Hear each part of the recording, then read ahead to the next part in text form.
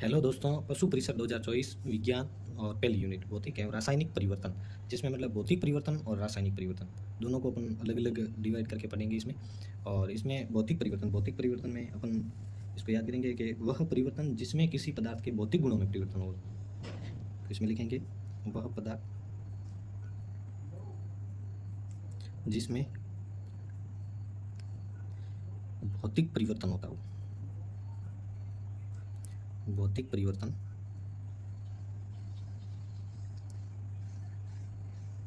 होता है।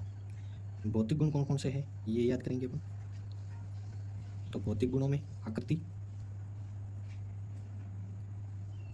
आकृति या आकार या आमाप, ये तीनों में से कौन सा भी शब्द हो, इसका मतलब उसकी साइज में परिवर्तन, उसके रंग में परिवर्तन,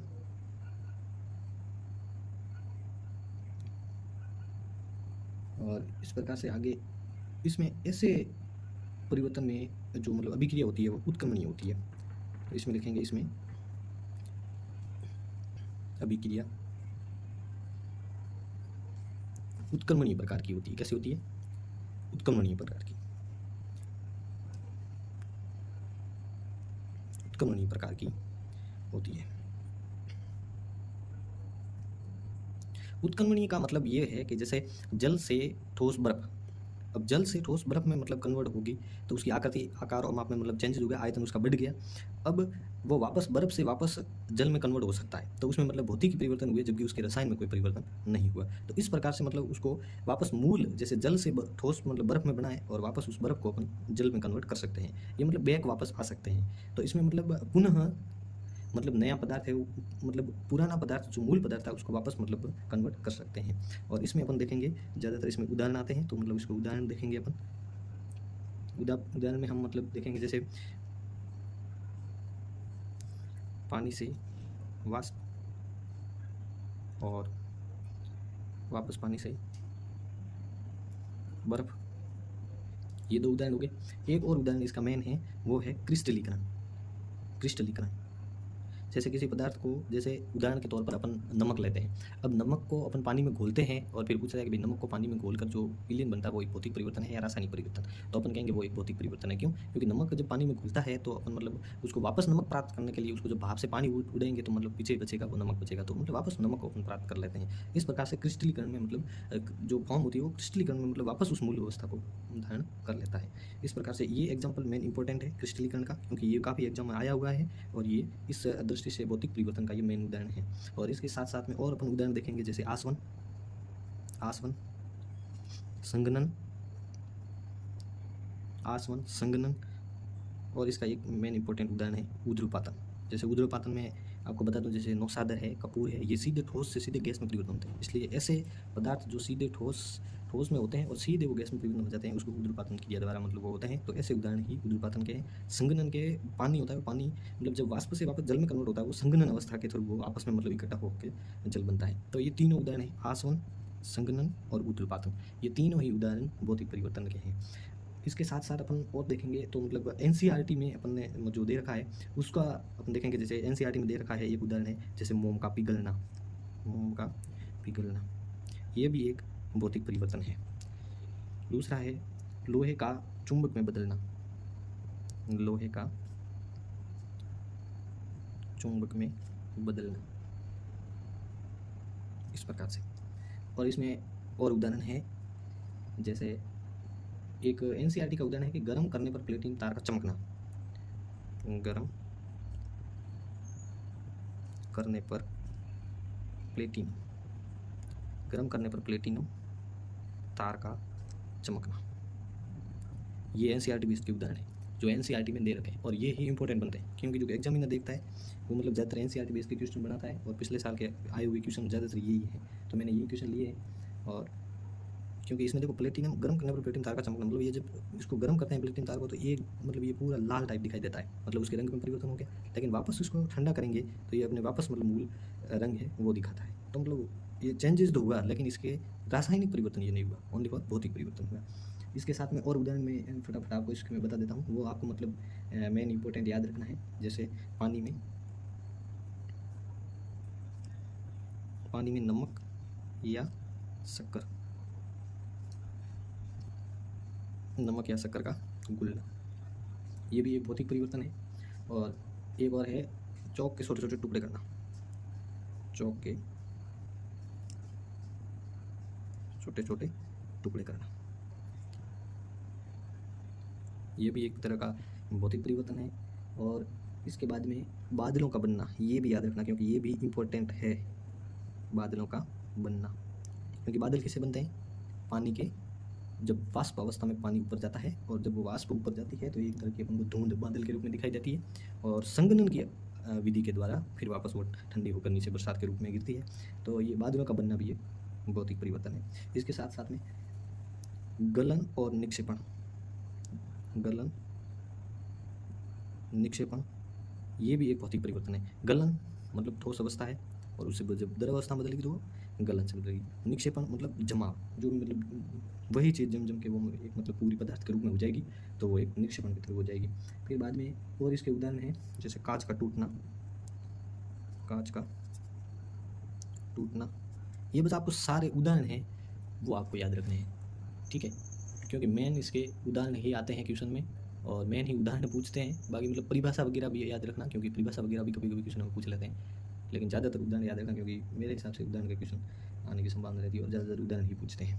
फिर ये और एक उदाहरण बताता हूँ, रबर बैंड का खींचना, रबर बैंड का खींचना, ये भी रबर बैंड वापस खींचेंगे वापस ये हो जाएगी, लेकिन इसके मतलब कि आकृति में चेंजेस हो रहा है लेकिन वापस ये मूल अवस्था में आ रही है। तो इस प्रकार से ये भी एक भौतिक परिवर्तन है।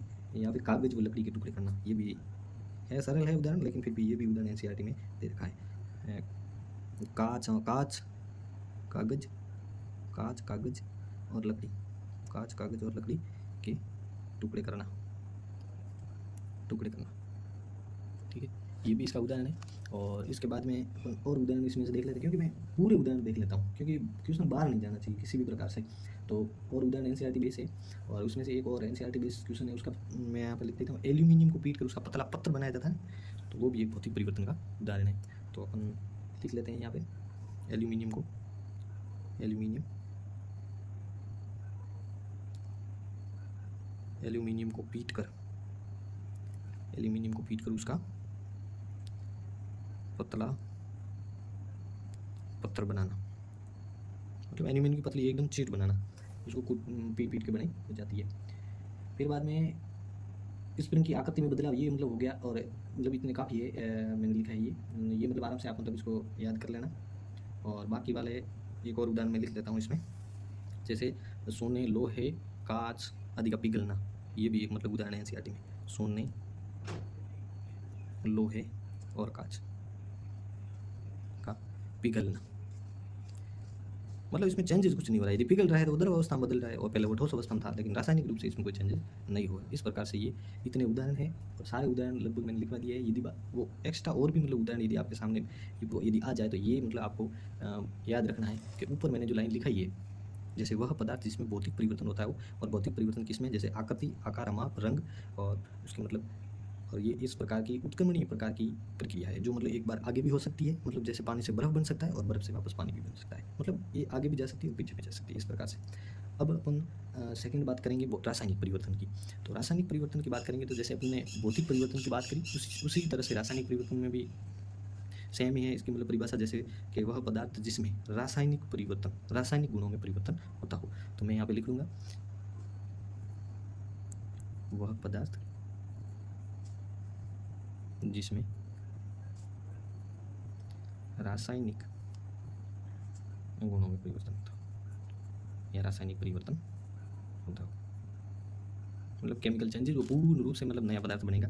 और सेकंड इसमें लिख देना कि इसमें अनुत्क्रमणीय प्रकार की अभिक्रिया होती है, अनुत्क्रमणीय प्रकार की अभिक्रिया होती है।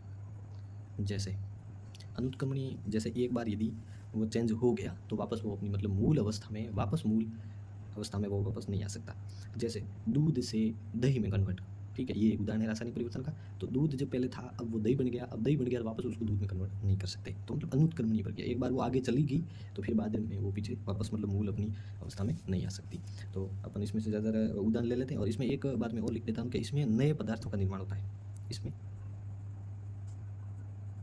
नए पदार्थों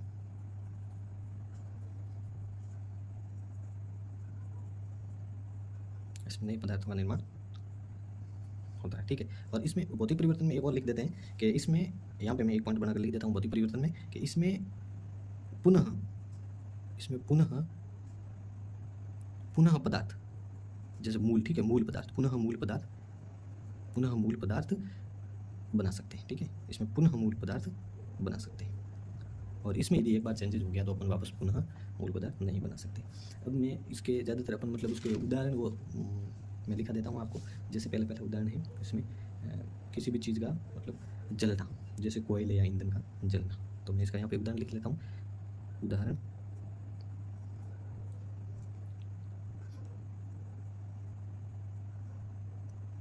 कोयले या लकड़ी का जलना, ये एक उदाहरण याद रखना, ठीक है।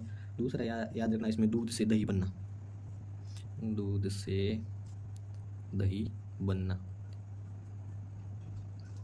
फिर है सब्जी पकाना।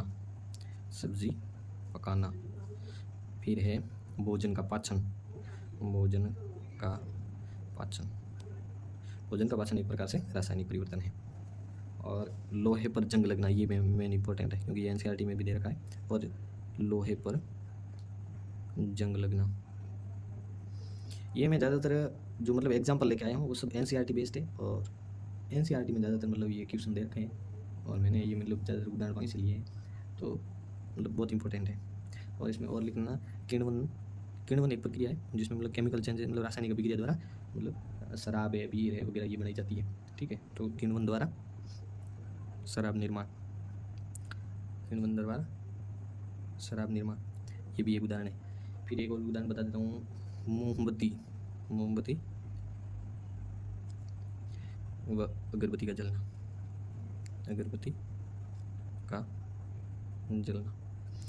इस उदाहरण में इसको हाईलाइट कर रहा हूँ कि जैसे ये लिखा हुआ है ना कि मोमबत्ती का जलना, अब मोमबत्ती जलेगी तो मोम भी उसके साथ साथ पिघलेगा। तो ये यदि ऐसा आ जाए कि मोमबत्ती का जलना भौतिक परिवर्तन है या रासायनिक परिवर्तन है, तो अपन उसको दोनों मानेंगे, भौतिक भी हो रहा है और रासायनिक भी हो रहा है। क्योंकि मोमबत्ती जलेगी तो मोमबत्ती जलने के साथ साथ में वो मोम का पिघलना भी होगा उसमें। तो अपन मतलब यदि ऐसा आ जाए कि मोमबत्ती का जलना निम्न में से कौन सा परिवर्तन है, तो भौतिक, रासायनिक, ए बी दोनों या उपयुक्त में से कोई नहीं, तो ए बी दोनों अपन करेंगे, ठीक है। और यदि आ गया मोम का पिघलना तो भौतिक परिवर्तन, ठीक है। और मोमबत्ती का जलना तो दोनों आ जाएगा। तो मतलब इसमें अलग अलग दे रखा है, तो इस प्रकार से थोड़ा बहुत इसमें ध्यान रखना है। फिर इसमें अलग अलग और मैं बता देता हूँ, जैसे भोजन में जब ये भोजन काफ़ी टाइम तक मतलब पड़ा रहता है या मतलब सड़ जाता है तो उससे जो दुर्गंध आती है वो भी एक इस प्रकार का उदाहरण है, रासायनिक परिवर्तन का उदाहरण है। तो भोजन में दुर्गंध आना।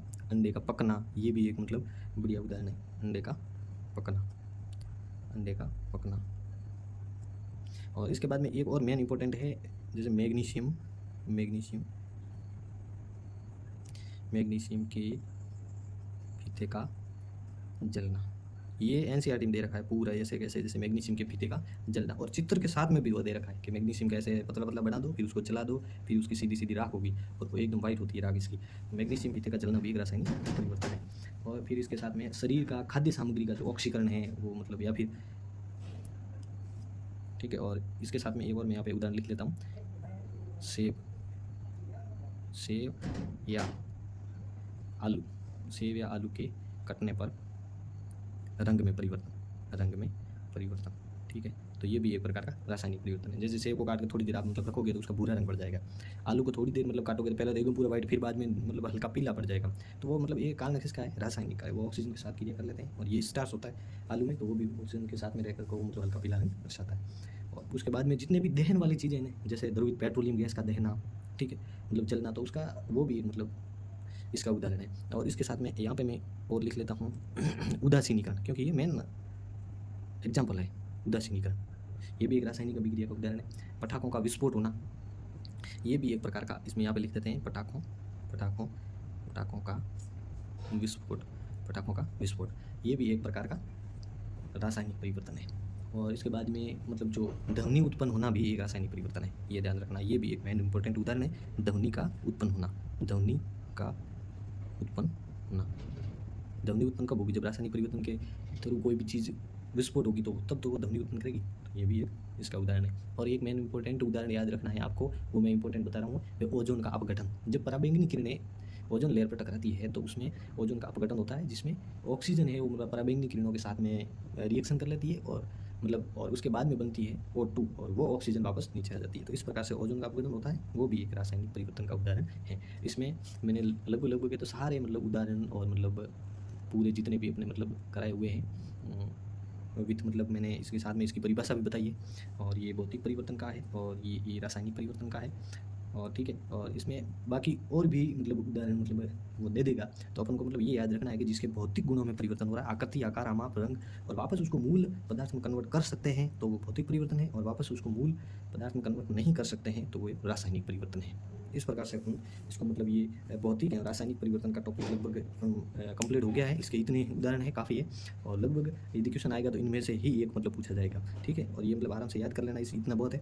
और इसके बाद में मैं कल इसके बारे में, ठीक है, इसके बारे में लगभग मैं क्वेश्चन लेकर आने वाला हूँ। तो कम से कम मैं इसके बारे में मेन ऐसे क्वेश्चन लेके आऊँगा जो पिछले साल में पेपरों में ऐसा क्वेश्चन आया है जो मैंने इसमें उदाहरण में मैं प्रस्तुत नहीं किया हुआ है। तो अपन कल वाले क्वेश्चन में ऐसे 20 क्वेश्चन मैं करा दूंगा, जो इस पे कल मैं इसके भौतिक और रासायनिक परिवर्तन के कम से कम 20 क्वेश्चन करवाऊंगा। और अगला टॉपिक अपने धातु अधातु, ठीक है, जो अगला अपने टॉपिक है वो टॉपिक अपन करेंगे कल, धातु अधातु एवं प्रमुख यौगिक। ठीक है, तो मैं वो भी एक अच्छी तरीके से और आपको याद कराने वाला हूँ। ठीक है, और ज़्यादा से ज़्यादा हमारे इस चैनल को आप सब्सक्राइब करो, लाइक करो, शेयर करो, ताकि अगले भाइयों को इस वीडियो के थ्रू पूरा कंप्लीट सिलेबस मिल जाए। और मैं साइंस को बहुत अच्छी तरीके से आपको ऐसे कराऊंगा कि लगभग कंप्लीट सारे हो जाएंगे। ठीक है, तो कोई घबराने वाली बात नहीं है, टेंशन वाली बात नहीं है। आप आराम से साइंस इस तरीके से पढ़ लो एक बार, तो आपके लगभग तो सारे क्वेश्चन हो जाएंगे। ठीक है, थैंक यू, धन्यवाद। और मेरे चैनल को सब्सक्राइब करना, आगे शेयर लाइक जरूर दबाना और करना, क्योंकि मैं अभी नया इस भौतिक और रासायनिक विज्ञान का सिलेबस कंप्लीट कराना हूँ। तो खूब अच्छी तरीके से अपन इसको कर लेंगे।